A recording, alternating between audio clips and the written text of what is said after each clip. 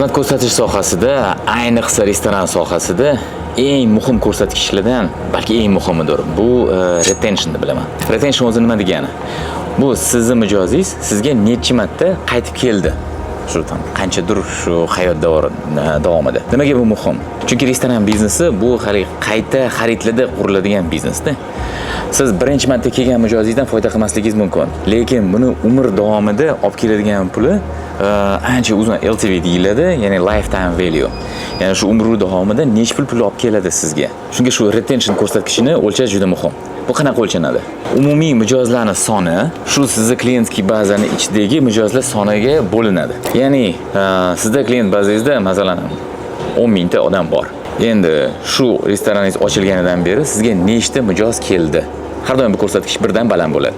Endi yaxshi bo'lganda 3, 4, 5, 10 bo'lish kerak. Endi shu periodga qarab turib.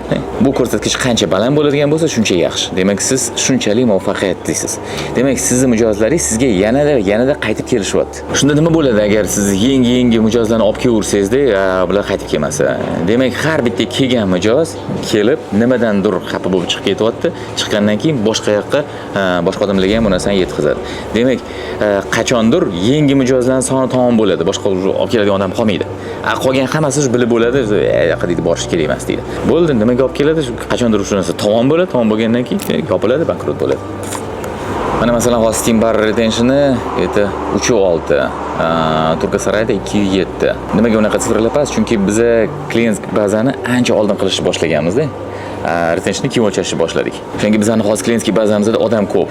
60 mingga yaqin odam bor. Shuning uchun bu haligi показатель kichkina. Agar siz masalan bugundan boshlab o'lchashni boshladingiz, bugundan shu klientskiy bazaga qo'shishni boshladingizda, keyin общий klientlarning sonini hisobladingiz. Unda bu sifra balandroq bo'ladi. Mana o'zi marketing vazifasi sizga birinchi marta shu mijozni olib kelib berish. Olib kelib bergandan keyin bu yerda operatsion komandani vazifasi bu restoran ichidagi bu mijozni ushlab qolish. Demak, shu restoran ichidagi operatsion komandani eng muhim ko'rsatkichi bu retention. Endi retention agar past ko'rsatkich bo'ladigan bo'lsa, bu demak sizning ichingizda nimadir muammoingiz bor. Nimagadir sizga kelgan mijozlar qaytib kelmayapti. Mana o'zimizda ham bo'ladi-da, odam kelmagan, davay deydi marketing bosamiz. Yo'q, deyman, to'xtanglar. Odam kammi? Demak, biza mana retention pastmi? Demak, biza bilishimiz kerak, shu yerda nima muammo bor. Chunki agar bu muammoni biza ichida hal qilmaydigan bo'lsak, biza qancha yangi mijoz bu yerda olib keladigan bo'lsak ko'chada, bu bizga shuncha minusga ishlaydi. Chunki odamlar keladi, o'ta keldi, nimadir yoqmadi, bo'ldi, qaytib ketdi. Qaytib ketgandan keyin o'zining og'inlariga hammasiga yetdi, bo'ldi. Biza haligi reputatsion riskimiz undan juda ancha baland. Demak, birinchi qiladigan ish retention past bo'ladigan bo'lsa, bu yerda ichidagi bor muammolarni aniqlash va o'sha narsalarni hal qilish. Endi retentionga nima narsa ta'sir qiladi? O'zi aslida mana bu restoranda nimadan tashkil topgan? Bu yaxshi servis, yaxshi ovqat va yaxshi atmosfera. Demak, shu narsa, shu 3 ta narsa 5 baho bo'lishi kerak. Va qaysidir bitta narsa 5 plusim bo'lishi kerak. Ana o'shanda sizda zo'r bo'ladi.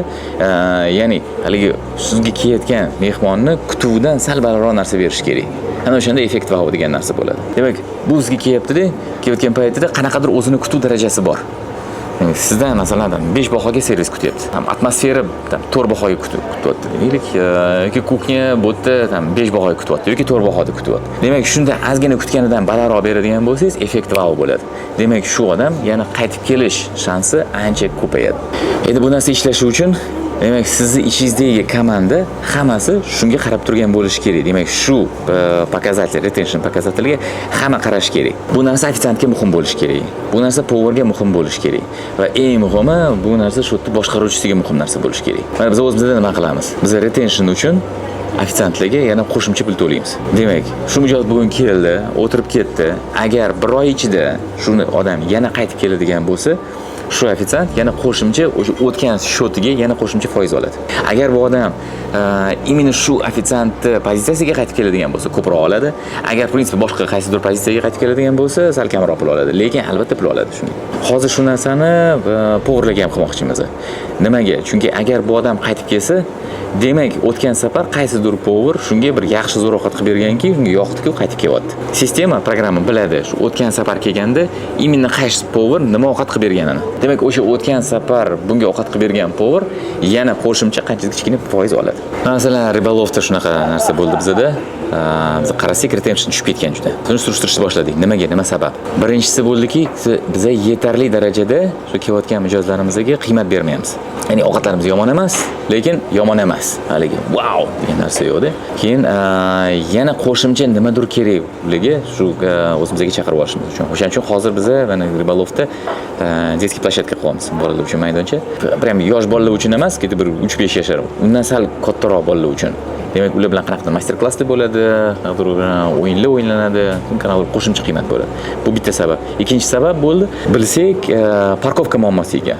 Ya'ni yozgi payt parkovka to'lib ketadi, bu yerga kirish qiyin.